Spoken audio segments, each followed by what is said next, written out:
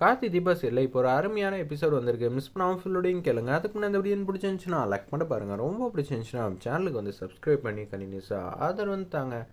நம்ம கார்த்தி வந்து யோசிச்சிட்டே இருக்காங்க. மேடம் எனக்கு 1 hour பர்மிஷன் வேணும் அப்படின்னு சொன்னோன்னே அந்த இடத்துல வந்து நம்ம தீபா வந்து பார்க்கலான்னு சொல்லிட்டு கொடுக்குறன்னு வந்து வேகமாக போயிட்டுருக்காங்க. அந்த இடத்துல ஒரு பக்கம் ஆனந்துக்கு வந்து தெளிவாக வந்து சொல்லிகிட்டு இருக்காங்க. நம்ம ரியா காதலிக்க ஆரம்பிச்சிடுறாங்க. கார்த்தியை பார்த்து கொஞ்சம் உஷாராக வந்து நடந்துக்கணும், இல்லாட்டி பிரச்சனையாயிட போகுது அப்படின்னு சொல்லி ஐஸ்வர்யா சொன்ன மாதிரியே வந்து ஏற்றி விட்றாங்க நம்ம ஆனந்த. ஏன்னா அவரும் வந்து ரம்யா கல்யாணம் பண்ணிக்கிட்டாங்கன்னா நிச்சயம் வந்து அபிராமி அம்மா வந்து ஏற்றுப்பாங்க. ஏன்னா கார்த்தி என்ன செஞ்சாலும் அபிராமி அம்மா கண்டிப்பாக ஏற்றுப்பாங்க. அப்போ நான் நம்மளையும் ஏற்றுப்பாங்க. நீ சொல்கிற மாதிரி எல்லாம் இருக்காது. ரம்யா யாருன்னு எனக்கு என்னன்னு தெரியும். நீ சும்மா வந்து கதை விட்டுக்கிட்டு இருக்காத. இது உண்மையாக பொய்யான்னு நீயே கேளு அப்படின்னு சொல்லும்போது கார்த்திகிட்ட வந்து கேட்க முடியாது. சரி ஆனந்தும் வந்து ஆரணும் ரம்யாவை பார்க்கலான்னு சொல்லிட்டு அவங்க கம்பெனிக்கு வந்து வராங்க. அப்போன்னு பார்த்து நம்ம ரம்யா கம்பெனியில் தான் இருக்காங்க. கார்த்தி வந்து கம்பெனியில் இல்லை. நான் அவங்ககிட்ட ஒரு முக்கியமான விஷயம் பேசணும், கம்பெனி விட்டு வெளியே வா அப்படின்னு சொன்னேன். வெளில வராங்க. அந்த இடத்துல ரம்யா என்ன வேணும் அப்படின்னு நம்ம ரம்யா வந்து கேட்குறாங்க. நீ கார்த்தியை வந்து லவ் பண்ணுறியாமே, நான் கேள்விப்பட்டனே அப்படின்னு சொல்லும்போது சிரிச்சுக்கிட்டு இருக்காங்க. அந்த இடத்துல யார் சொன்னா நான் கார்த்தியை லவ் பண்ணுறேன்னு? அப்படியெல்லாம் ஒன்றும் இல்லையே. ஆஃப்டர் ஆல் அவர் எப்படி வேலை பார்க்குறாரு என்ன ஏதுன்னு உனக்கே தெரியும். நீ வந்து குடைச்சல் கொடுக்க தானே வந்து கூப்பிட்ட. அப்படி இருக்கும்போது நான்லாம் வந்து லவ் பண்ணுவேனா அப்படின்னு சொல்லி உல்ட்டாவாக வந்து பேசிகிட்டு இருக்காங்க. அந்த இடத்துல நம்ம ரம்யா அப்படியா, நான் கூட என்னமோ ஏதோ நினச்சிட்டேன் அப்படின்னு சொல்லிட்டு இருக்கப்ப இந்த விஷயத்த வந்து கேட்டுட்டு இதில் எதுவும் எனக்கு தெரியாமல் பொய்யலாதுன்னு சொல்லியே சேச்சே, நான் உங்ககிட்ட என்ன பொய் சொல்லுவேன், அதெல்லாம் ஒன்றும் சொல்லவே இல்லை. நான் ஒரு பையனை லவ் பண்ணுறதெல்லாம் உண்மை தான். ஆனால் அந்த பையன் கார்த்தி இல்லைங்கிற மாதிரி யோசிச்சுட்டு இருக்காங்க.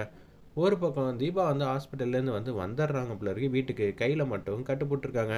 ஒரு பக்கம் ஐஸ்வர்யா வந்து கேட்குறாங்க அவங்க அசிஸ்டண்ட் கிட்ட, என்னடா காரியத்தை சிறப்பாக முடிச்சிடும்னு பார்த்தா இப்படி சொதப்பி வச்சிருக்க அப்படின்னு சொல்லி கண்ணா அப்படின்னா திட்டுறாங்க.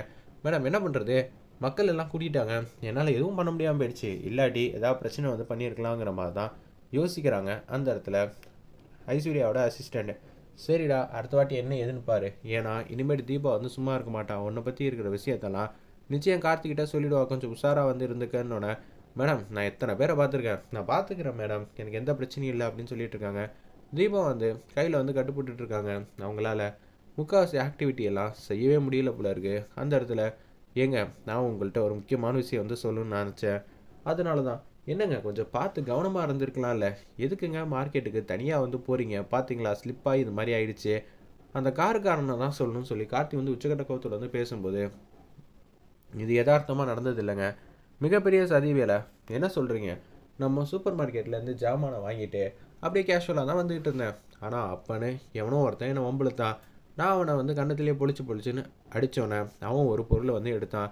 அதை பார்த்தோன்னே பயந்துக்கிட்டு நான் குடுன்னு ஓடி வந்தேன். அப்பன்னு பார்த்து தான் இது மாதிரி பிரச்சனையாச்சு. நீங்கள் அவங்கள பார்த்து ஓடினனால தான் கொஞ்சம் தடுமாற்றத்தில் இது மாதிரி பிரச்சனையாயிடுச்சோ?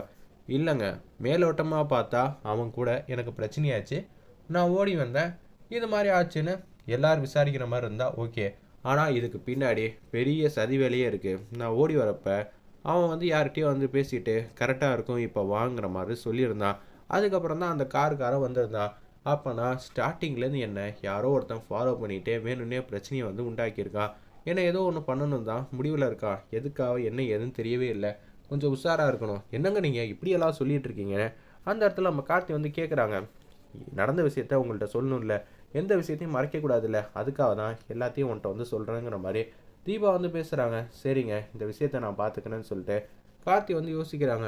நிச்சயம் வந்து எதுக்காக வந்து இது மாதிரி பண்ணோம், யார் இந்த மாதிரி பிரச்சனை பண்ணோம், நிச்சயம் ஐஸ்வர்யா அண்ணியாக தான் இருக்கும். சரி நம்ம பார்த்தப்போன்னு சொல்லிட்டு அந்த இடத்துல அந்த ரவுடியை மடக்கி பிடிக்கிற மாதிரி யோசிக்கிறாங்க. அந்த இடத்துல கார்த்தி ஒரு பக்கம் உச்சக்கட்ட கோபத்தில் வந்து இருக்காங்க. அந்த இடத்துல நம்ம ரம்யா தீபாவுக்கு எந்த பிரச்சனையும் ஆகாமல் போயிடுச்சான்னு சொல்லி தான் ரம்யா ஐஸ்வர்யாவும் திட்டம் போட்டிருக்காங்க. இதுக்கு பின்னாடி மாஸ்டர் மைண்டாக இருந்தது அவங்க 2 பேரும் தான் போல இருக்குது. அந்த இடத்துல இனிமேட்டு நீ வந்து கார்த்தி முன்னாடி கண்ணு முன்னாடி நிற்கக்கூடாதுன்னு ரம்யா வந்து சொன்னதுனால ஐஸ்வர்யாவோட அசிஸ்டண்ட் வந்து அங்கேருந்து கொடுக்கணுன்னு எஸ்கேப் ஆகிற மாதிரி காட்டுறாங்க. வெயிட் பண்ணி பார்ப்போம்.